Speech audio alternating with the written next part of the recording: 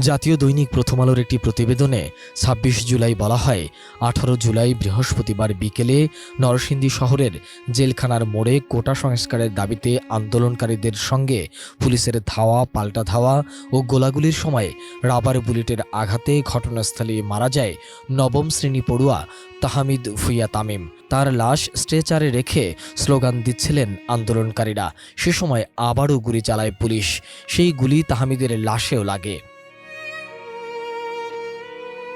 প্রায় ১০০ গজ দূরে দাঁড়িয়ে তাহমিদের বাবা রফিকুল ইসলাম ভূঁইয়া অসহায়ের মতো সেই দৃশ্য দেখেছেন।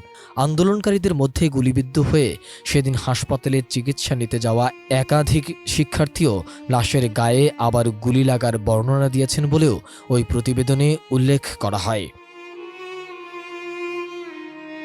নিহত তাহমিদ নাসিমা কাদির মোল্লা হাই স্কুল অ্যান্ড